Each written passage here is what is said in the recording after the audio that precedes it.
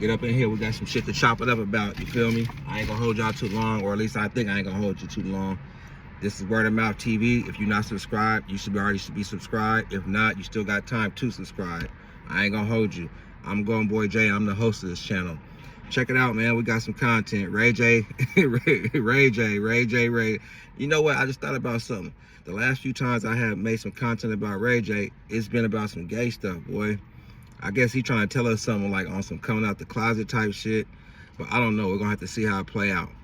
Anyway, if y'all not up to speed, tune into the Cameron and May show. It is what it is. We not haters over here. If somebody got good content and they got a good platform, we support and we point y'all to the right direction, so y'all support too, because support is free. So check it out. So on the new episode of Cameron and May show called It Is What It Is, they had Shine as a guest, you know what I'm saying? And, you know, they sitting there chopping it up, going down memory lane, talking about some old school hip hop stories or whatever. And if you don't know, I'm about to lace you up right now because I'm very educated when it comes to like historical hip hop type shit. Back in the day, Mace was messing with Brandy. You don't gotta take my word for it, just do your own research. Mace and little Brandy had a situation going on. I don't want to say they was boyfriend and girlfriend. We're just gonna call it what it is. They was hunching, you know what I'm saying? They had some entanglement issues going on or whatever, right?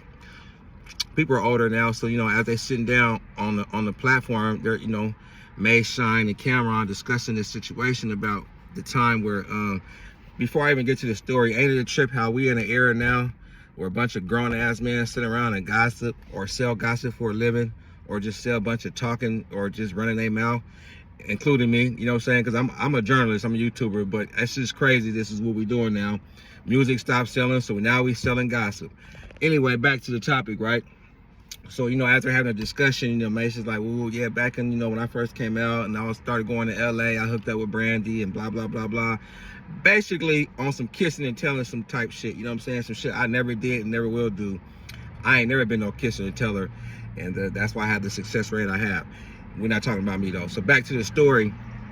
You know, there's these three grown men that sit up there and ain't nothing wrong with it. They chopping it up. And Mace is like, yeah, you know, back in the day I was fucking with Brandy, woo, woo, woo.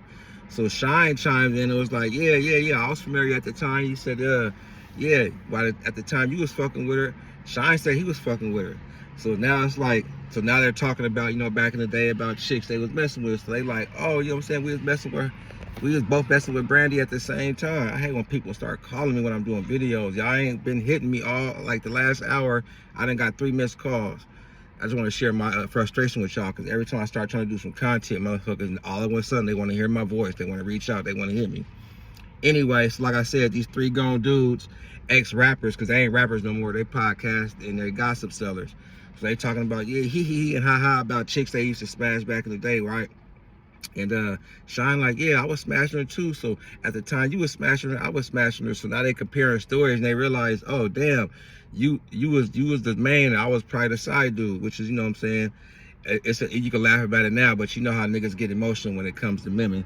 So they laughing about it, whatever. I didn't hear anything too disrespectful that they said. I mean, shit, if a nigga wants to kiss and tell and talk about it on the podcast, if it's part of his life, let the nigga talk about it, you feel me?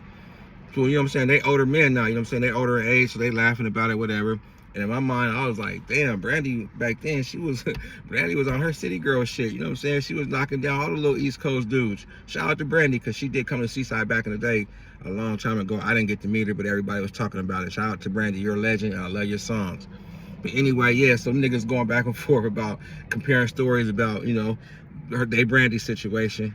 And Ray J fucking lost it. Right, I ain't gonna lie, I ain't mad at the nigga. I am kind of like shaking my head on how he chose to handle the situation, right?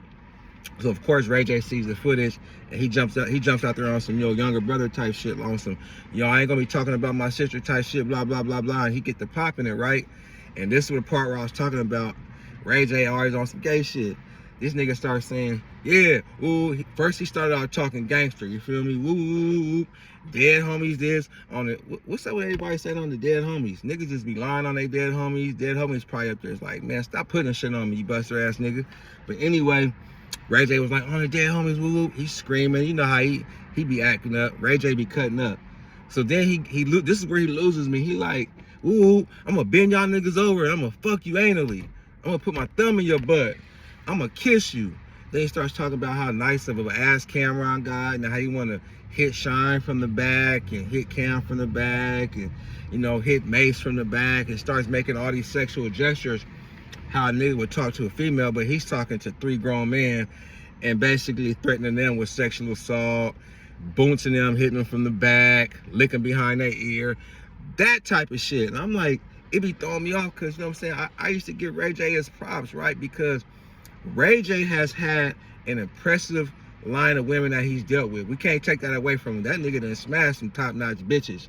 But lately it just seems like, you know what I'm saying, he's on his butt duties and shit, man. And not just him, you know what I'm saying? He's like the 3rd, 4th dude from LA, or I ain't gonna say LA, well, yeah, LA, the Southern California region, is on some booty branded type stuff. Niggas putting carrots in their butt. Niggas talking about they gonna pull a nigga pants down. Niggas talking about they gonna fuck a nigga in the ass. Niggas talking about they gonna put peanut butter in a nigga's booty. And I'm just trying to figure out, like, why is that a thing when it comes to LA dudes and people's booties? Like, is anybody else doing it in any other cities, you know what I'm saying? Like, or get into it with a nigga verbally or physically, and the first thing they say is to threaten some sexual assault against another man. I'm gonna pull your pants down type shit. All that type of shit, right? So he be throwing me off and shit. So he just went off, right? He just like, damn, imagine a nigga, you getting into it with a nigga, and a nigga tell you, I'm gonna fuck you in your ass. Or I'm gonna tickle your butthole type shit. Like, hell nah, nigga, you gonna take that crazy and shit. So I just think Ray J out of line for that. It was a better way you could deal with it. Threaten to shoot him, threaten to put the pyros on him, threaten to catch the fade, ask the nigga to get in the ring, tell him that they can't come to Cali. You can say all type of shit. But just to go to some gay shit, it's just like, damn, dude, if you in the closet, come out the closet, man, because you keep giving us hints. And you not want to come all the way out, but man, if you just come all the way out, man, it's the perfect era to do that, man. You could be part of the LGBTQ ABCDFG community. Ain't nobody gonna have a problem with it. You still gonna be Ray J. You feel me? Just stop that. Stop with the sexual assault threats, bro. Yo, we don't need none of that, man. And yeah, I just wanted to get my perspective on that, because like I said, I ain't gonna hold y'all too long and shit. So yeah, like I said, like, share, subscribe, hit the notification button. Go on Ray J's comment section and tell him to stop with the sexual assault threats. Men box, squad, fight, shoot it out, whatever. Men don't threaten to bone another man in his butt. I'm out. Gone.